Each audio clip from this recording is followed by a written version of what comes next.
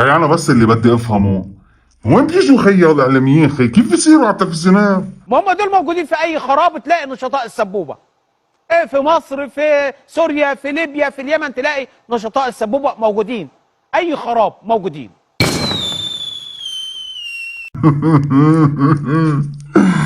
وانت هتقول لي يا احمد؟ لا لا، مش احمد موسى. احمد موسى بيعلق على التصريح. جريء والله يا احمد، يعجبني فيك جرأتك وتصالحك مع جحشنتك. يعني هذا الشيء على فكره دليل عن انك حمار بجرافات. ومعك حق، انا بعرف كثير منهم على فكره، يعني كثير بعرف منهم، بس ما مش هقول اسامي هلا. لا ثانية واحدة، انت متأكدة ان في اله اسمه هتحور؟ حتحور، هنتور، حتحور، إله التوبيل عند القدماء المصريين، احمد موسى يعني نفس السلالة. اللي ساتره الله، مش هنفضحوا نحن يعني. معقوله يعني كيلو البصل يوصل 30 جنيه؟ معقوله؟ طبعا. قبل كده لو كنا لاقيين البصل ولا لاقيين توم، حد بياكل بصل كل يوم؟ بصلايه. حد بيطبخ كل يوم؟ هن هودي نشطاء السبوبه بيطلعوا بالظروف الصعبه، وقت اللي بيكون في دم، لحتى يوقفوا شلال الدم.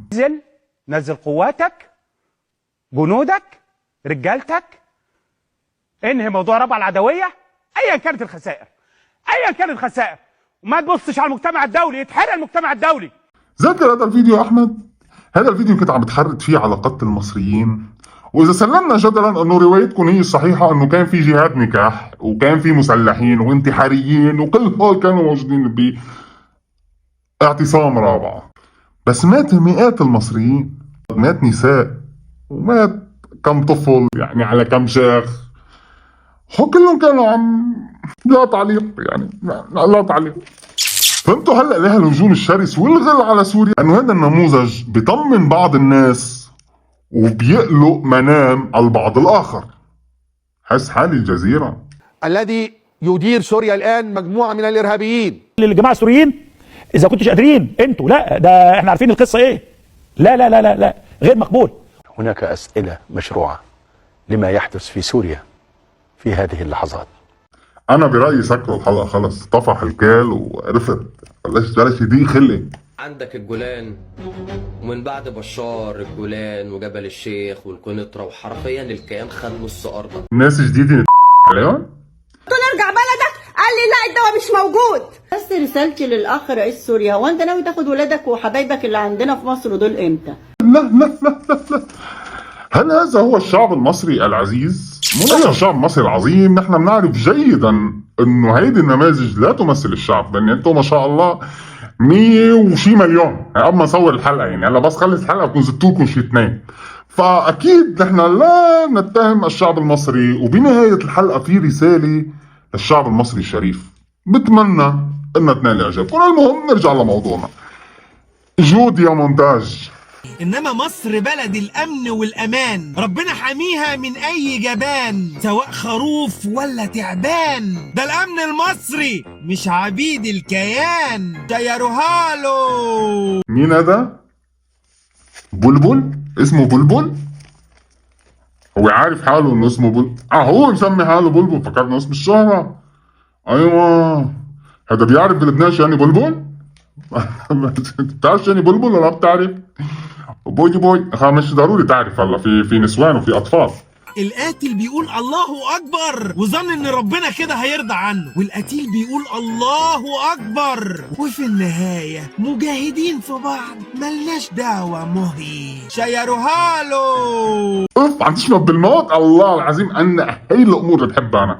انا بحب الناس الواطي، عرفت؟ يعني الشخص اللي نص اللي عليه شبهه انه حقير ما بيعني لي، بدي ناس صريحه وواضحه انه هي واطي يا بلبل. النهارده بقى احمد الشرع مدعوم من الامريكان وطبع مع الكيان وتنازل عن الجولان وحليف الروس وشيروها له. يعني هو عمل شيء مع الامريكان، على اساس انتوا بتاخدوش معوني. انت شكله مش مخبرك السيسي انه بياخد معوني سنويا من امريكا؟ اذا نسيتوا اللي جرى هاتوا الدفاتر تنقرا. حدا خبره انه ترجى الامريكان عشان صفقة الغاز؟ والله ما كمان ما حدا خبرك؟ في له فيديو عن صفقة الغاز؟ طيب هلا بنشوفه، خليك معي ماشي؟ بس الا يعني 1 2 اوكي؟ ركب بس بعد في نقطة، خلينا نكفي النقطة. طيب طبع مع الكيان. هل نسيت ماضيك؟ هل نسيت أيامك؟ هل نسيت تلك الحكايات؟ إن كنت قد نسيت فأنا لم أنسى. يا ولادي يعني عراية ستي الله يرحمها بتقول يا شريكي شيلي فيكي وحطي فيي. نو كومنت. انتوا اللي متابعين مع الكيان يا بلبل. صراحة بعد هالمحتوى العظيم اللي مليان حقارة وسفاهة وعلى الفاضي وعنده سلوجن قال هو انه شو بيقول؟ يا روهالو سبحان الله بيخلق من الشبه 40. فنحن صراحة فتنا على عش البلبل عفوا على صفحة بلبل وقد ما هو ابن حلال يعني ما بخبرك فتنا نحن لنغوص بهالشخصية الفلسفية ونقرأ ما بين السطور ولا ننزل هذا البوست يعني ما صار له ساعتين يا أبو قلبي. فقعدنا نقرأ هذا البوست بتمعن وطينا الضوء ضوينا الشموع حطينا موسيقى بالخلفية وبدأنا بالقراءة واكتشفنا انه هو الجندي بعد الظهر يعني فريلانس بارت تايم. هذا عسكري بارت تايم وهذا دليل على انه الوطنية عنده تصحى بعد 3 بعد الظهر بس انه هو كجندي يعني ما بعرف مين صنفه جندي بس انه هو قد ما متواضع يعني هذا دليل تواضع انه انا اوصف حالي جندي. مفيش بيه بيقول على نفسه بيه بينعت نفسه بحسن الا الناقص 100% بيعمل 2 ل 3 فيديوهات بنهار وبيناتهم فيديو طويل.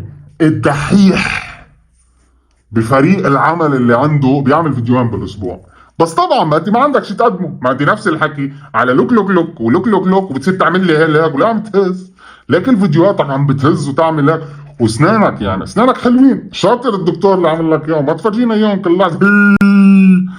نفسي شيل الماسك شو هيدي كل الوقت خلص يا بلبل.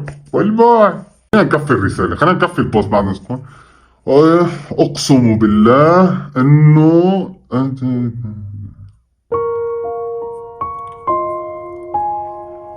خلص يا جماعة انا ما عادش فيني كفي خلاص واقف تصوير يا شباب من بعد اذنكم عن جد يعني استغفر الله العظيم قالوا لنا في شيء هيك يعني في شيء عاطفي بيقهر اقسم بالله الزلمه قد ما عم يشتغل حيشرب القهوه بارد اقسم بالله بتشرب لا اقسم بالله انك غبي اقسم بالله انك غبي صدقا يا روهالو. بحس انه حال السوريين اليوم بعد اللي عم بيشوفوه من بعض الاعلام اللبناني واغلب الاعلام المصري وايضا السوشيال ميديا بهود البلدين بالاخص يعني حال لسانهم يقول واذا اتتك مذمتي من ناقص فتلك شهادة بأنني كامل. الناس اللي في سوريا سوريين يعني شو بدك يعني رأس الحرب عندك أحمد موسى وحسين مرتضى يعني والله العظيم. بالنهاية نحن فتنا وشفنا فيديوهاته لبلبل يعني أنا برأيي لازم نعطيه حقه يعني لأنه عنده فيوز وعنده لايكس يعني ناجح بأكل الخرا كتير الزلمة.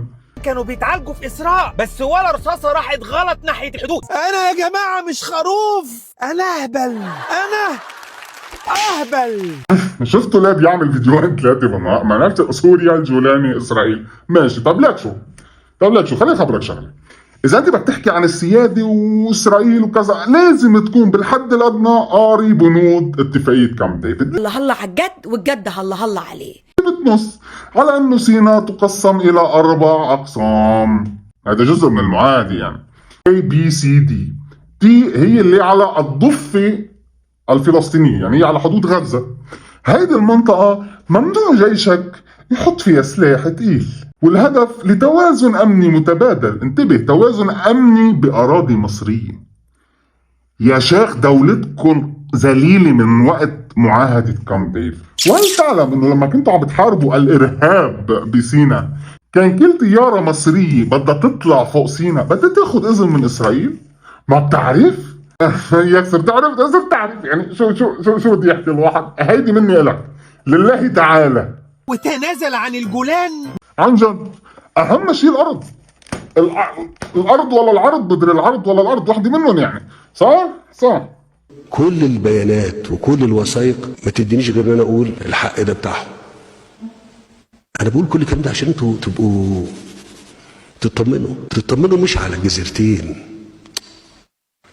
تطمنوا على الراجل اللي انتوا امنتوه على بلدكم يا صرافير اللي باع الرئيس تبعك. في الاول وفي الاخر كلها ارض الله السعودية داخلة علينا، الملك سلمان داخل علينا بخيره، وإن شاء الله هيروقنا. اللي انت بالبوست كنت كاتب عنه عزيز مصر، ليك مش كان بلحة هو؟ انت صار عزيز مصر؟ يا عزيز يا عزيز كبة تاخد الانجليز. ايوه اوكي.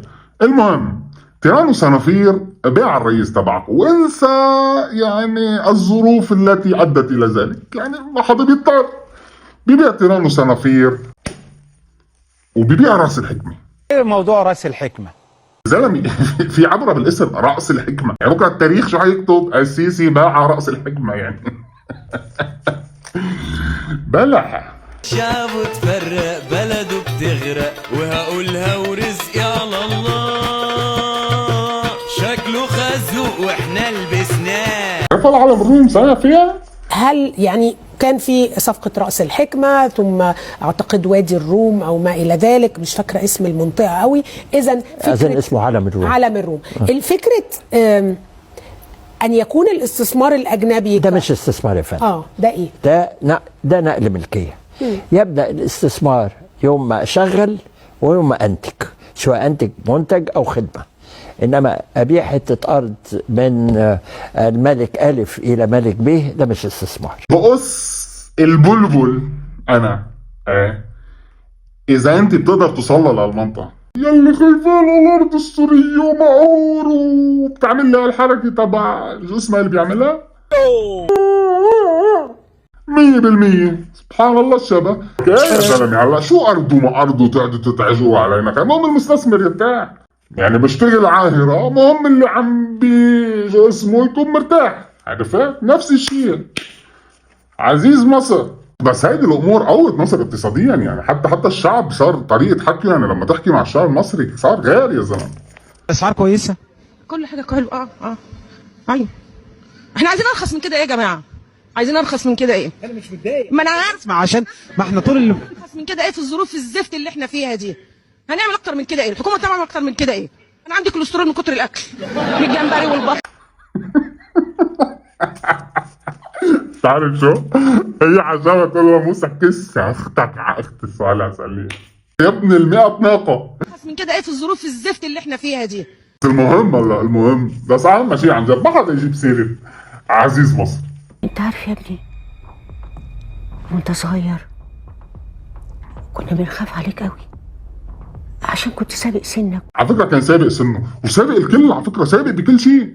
يعني مثلا الجنيه كان على وقته لما استلم الدولار ب 7 جنيه صح؟ يعني سبقه خليه 47.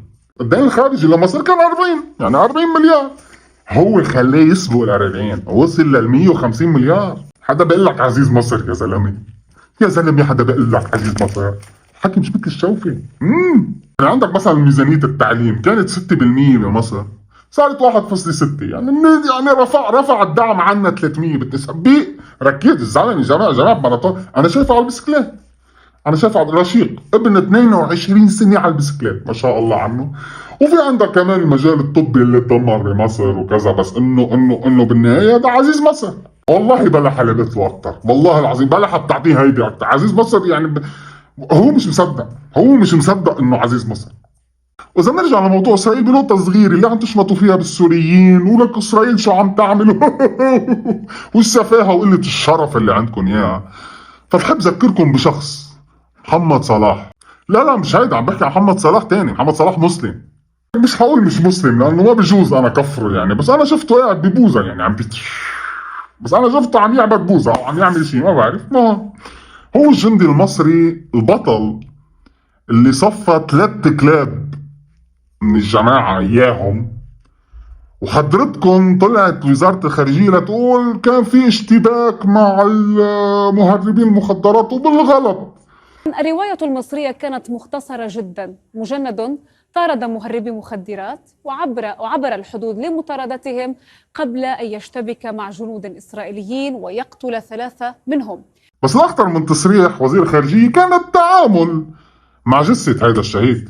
السلطات المصرية لم تكشف عن هوية المجند حتى كشفت عنه إسرائيل.